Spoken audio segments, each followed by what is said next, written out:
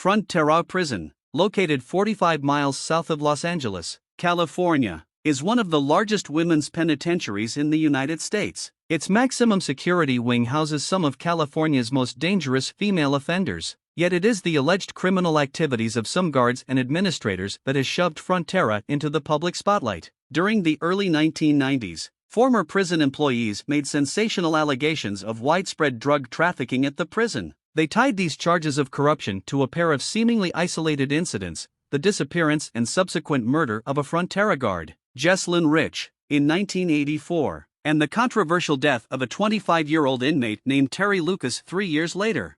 Terry was a former housekeeper who was in prison on a parole violation. In fall 1987, she was sent to Frontera's infirmary to be treated for a breast tumor. In November, she was found dead in the infirmary, where she was recovering from a breast cancer biopsy. To some, the incident appeared highly questionable. According to former Frontera guard Betty J. Thompson, an officer from another wing of the prison had approached Terry shortly before she died. The unauthorized visit apparently terrified Terry. According to Thompson, Terry normally came off as tough, mean, and mouthy, but when Terry saw the officer walking down the hall, her whole demeanor changed. She was absolutely devastated by his presence. Thompson claims that the officer was determined to unlock Terry's cell. He retreated only when Thompson threatened to report him. She said that, normally, officers back other officers, they do not back inmates, but in this particular instance, she, almost automatically, stood in front of the door and refused to let him in. After the officer left, Thompson opened the cell and went in to talk with Terry. Terry said that the officer scared her. She said that he did that in order to keep her quiet. She then said that she knew who was involved in Jesslyn's disappearance. She claimed to have information and evidence to back it up. Thompson was stunned by Terry's revelation that she knew Jesslyn's fate. Jesslyn was a 35-year-old divorced mother of 2 who lived in Riverside, California. She had worked as a prison guard at Frontera for 2 years and was hoping to be promoted to sergeant. She was well liked by her co-workers and the inmates. While working there, she had maintained a straight-A average in criminology classes at night school. At the time of her disappearance, she had reportedly grown concerned about drug dealing inside Frontera. She was last seen on November 11, 1984, at Charlie's Wild West Saloon, a country western bar in Orange, California, where she and a friend, Marilyn Alt, were joined by 2 male acquaintances. According to Marilyn, at one point during the evening, Jesslyn suddenly sat still and looked past her to the front door. She looked at Jesslyn and noticed that her eyes looked wide and fearful. Despite this, Marilyn did not turn around and look at who was at the door. Within a few moments, Jesslyn came back into the conversation as normal. A few minutes later, at around 8:30 p.m., she left the table, saying that she had to go to the bathroom. Marilyn watched as Jesslyn turned the corner to go down the hallway towards the bathroom. She also noticed a man following Jesslyn towards the bathroom. Marilyn never saw Jesslyn again. She literally vanished without a trace, leaving her newly purchased 1984 Nissan sports car in the bar's parking lot. Her family and friends launched an all-out search. To them, it seemed harshly out of character for her to abandon her children and scrap her career aspirations, but investigators said they had no evidence to support the family's belief that she had been kidnapped and possibly murdered. According to Jesslyn's brother, Gary Munns, investigators made light of the situation, calling them distraught relatives and suggesting that she may have just run off on a fling with someone. He thought that it was absurd that they would suggest that, since she had nearly a perfect work record, being late only once, and a 4.0 grade point average in night school, she was apparently making more money than before and was getting her house paid off. Gary also noted that Jesslyn did not make any bank withdrawals prior to her disappearance, nor did she take any extra clothes or valuables when she vanished. Following it, she did not use her credit cards or bank book. Finally, she did not contact her children or other family members, which was uncharacteristic of her. Gary felt that police did not question witnesses thoroughly or follow up on leads pertaining to the case.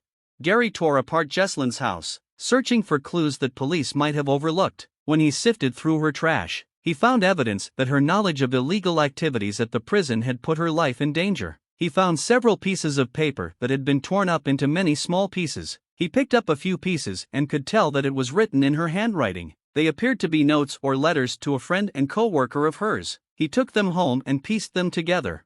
The letter had been written to another guard at Frontera. Scrawled on the margin of the last page was Jesslyn's haunting recital of an apparent threat she had received from another co-worker, that anyone interfering with his drug activities would be taken care of. At the time, the letter was the only concrete evidence indicating that Jesslyn had met with foul play. 3 years later, the case had faded from public view. Then, in 1987, the mystery was suddenly thrust back onto center stage, when Terry told Thompson she knew what happened to Jesslyn. The morning after extraordinary conversation with Terry, Thompson returned to the prison infirmary. When she walked over to touch Terry, she noticed that she was dead. She went to the nurse's station and told them about Terry. She also told them about the coldness of the room, that Terry was not covered, her eyes were open, and her breakfast tray had not been touched. The nurses told Thompson that they would take care of it. Incredibly, Thompson claims that Terry's body remained in the cell for a full 3 days before the county coroner's office was called on November 24. Former officer Barbara Leon seemed to confirm Thompson's story. She claimed that on the night before Terry was removed, she checked her cell 3 times and noticed that she was in the same position each time. She also never covered herself with a blanket, even though it was cold that night. According to Thompson, an official from the coroner's office was initially mystified by what he found. She claims there were blades of grass in Terry's hair, and multiple bruises on her face, ears, neck, and lower arms. Her right arm appeared to be broken. The official told Thompson that he believed that Terry had been murdered. He told her that he saw evidence that Terry had been suffocated with the pillow that was found underneath her broken arm. Thompson says that after the official met with high-level prison administrators in Terry's cell, he had a sudden change of heart. He told Thompson that they were not going to classify it as a murder and that they were not going to say that she was laying there dead for 3 days. He said that they were going to say that she was actually laying there only 2 hours, and that the cause of death was actually complications due to diabetes. The autopsy report later listed this as the cause of death. However, it did note that there was visible evidence of trauma on her body. Thompson says that she refused to go along with the apparent cover-up. She maintains that one of her superiors demanded that she change her report on Terry's death. According to her, she was subjected to threats and intimidation for 6 grueling hours. One high administrator said to her that the same thing that happened to Jesslyn Rich could easily happen to you. At that point, she broke down and cried. She realized that she had not mentioned Terry's confession about knowing Jesslyn's fate. For the administrator to bring up Jesslyn, it made Thompson realize that Terry died because she knew too much about Jesslyn's disappearance.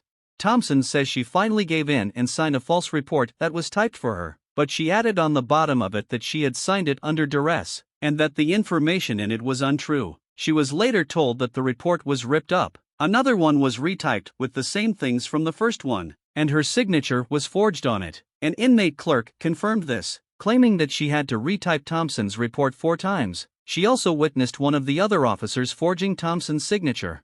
Thompson claims there were further attempts at intimidation. They began on her next shift, with an anonymous phone call. The caller said, "Thompson, if you don't learn how to do things in the proper manner, you'll end up dead alongside some muddy ditch." The following day, Thompson had an unnerving encounter with one of her superiors. The superior asked if she had been receiving any threatening phone calls, giving an example of "you might be found dead in a ditch one night." Thompson became extremely frightened, because she knew that her superior was involved in threatening her. Thompson says the menacing calls and harassment continued for 7 months. During that time, someone also began following her home from work. Finally, in June 1988, the threats turned to violence. Someone shot at her as she got out of her car and walked towards her house. She immediately called the police, who arrived there moments later. As she was filing a police report, she received a phone call from a man who said, "Next time, we won't miss." The police officer saw how upset she was by the call and included it in his report. In 1990, the brewing scandal at Frontera was the subject of a series of front-page special reports in the Orange County Register. The articles supported insider accounts of drug dealing and corruption. That same year, Thompson and 5 other guards testified before state Senate hearings on the alleged offenses at Frontera Prison. Prison officials declined to be interviewed for the broadcast. However, Tip Kendall, spokesman for the California Department of Corrections, told an Unsolved Mysteries researcher, "I'm not saying the things people are alleging didn't happen, there's just no evidence to support them."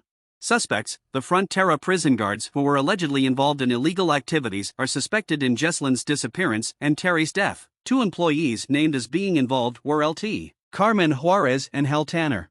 In October 1987, 33-year-old prison guard Harold DeLon Anderson was fired for forcing inmates through threats and intimidation to perform sexual acts on him. However, he was never criminally charged, despite the overwhelming evidence against him. Several other guards witnessed these acts. One of the guards who reported him later received harassing phone calls and intimidating anonymous notes. The guard was also held in an office and harassed by officers, similar to what happened to Thompson.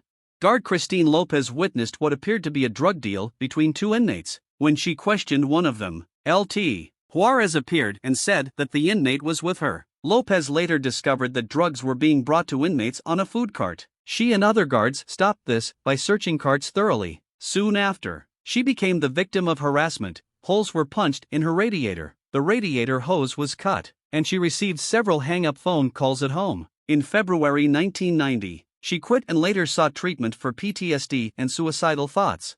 Inmate clerk Ronnie Bear reported overhearing a very loud argument between Tanner and Thompson the day that Terry's body was removed. Thompson claimed that Tanner, Juarez, and others intimidated and threatened her for several hours before she changed her report regarding Terry's death. Bear said that she was ordered by Juarez to type and retype the report 4 times. She also witnessed Juarez forging Thompson's signature. A former inmate, Wanda Washington, alleged that she was beaten by guards and prisoners in 1988 after she reported an elaborate smuggling operation at the prison. It is not known which guards were involved in this attack or the smuggling operation. In December 1990, Juarez was arrested and charged with attempting to dissuade a witness and preparing false documents. She pleaded no contest to a lesser charge of destroying evidence and was sentenced to 2 years probation. Neither she nor any other guards have been charged in Jesslyn's or Terry's cases. Results, unresolved. In June 1992, after the story was filmed, police informed Jesslyn's family that she had, in fact, been murdered. On December 5, 1984, parts of a woman's leg, arm, and hand were found in a plastic bag in a drainage ditch adjacent to Interstate 15 in a remote corner of the desert in San Bernardino County, near Baker, California. The remains were discovered just a few weeks after Jesslyn's disappearance. They were cremated in 1985. However, the remains were not identified as hers until 1992, 8 years later.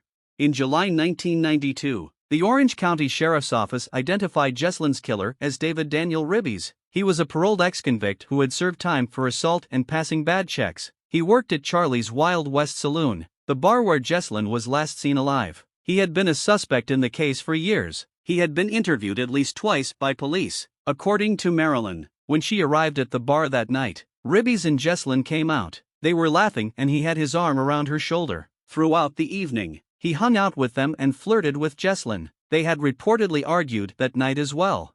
Marilyn also said that Ribbies and Jesslyn were together shortly before Jesslyn went to the bathroom. Shortly after Jesslyn left, Ribbies left as well. He returned about an hour later. Later that night, an employee saw someone resembling Jesslyn laying in the back seat of Ribbies' car, covered with a blanket. Before leaving, Ribbies told another witness that Jesslyn was alright and that he was going to take care of her. This was the last time she was seen alive. On October 12, 1990, Ribbies died of a heart attack at the age of 45. However, shortly before his death, he revealed to family members that he had killed Jesslyn. In his confession, he claimed that she willingly left the saloon with him and went to his nearby apartment. An argument ensued. He then took her, either voluntarily or involuntarily, to a remote area in San Bernardino County, shot her, dismembered her, and dumped her body. In spring 1992, Ribbies' relatives went to the police and told them about his deathbed confession. Other acquaintances later told police that he had confessed to Jesslyn's murder to them as well. A rifle, possibly used in the murder, was collected from his home. It was also reported that he had a knack for butchering livestock. Police stated that they found no evidence that connected Jesslyn's murder to any drug activity or her job at the prison. They also found no connection between Ribbies and the prison. However, at the time of the announcement, Jesslyn's family did not believe that Ribbies was involved. They have also suspected that the remains identified as Jesslyn's might not be hers either. The remains were identified as hers based on the physical description. They were consistent with her age and physique, and Ribbies' confession. Fingerprint analysis was inconclusive. Jesslyn's daughter, Leslie Grace, later claimed that the remains were never positively identified as Jesslyn's. Leslie claims that she gave police a sample of her DNA to test against the remains. It is not known what the results revealed. In 2009, the case was officially closed, and a headstone was made for Jesslyn. However, the case has many unresolved questions, including whether or not the remains were hers and whether or not Ribbies was her killer. Although investigators believe he was responsible and that the prison was not involved, her family and former co-workers believe otherwise.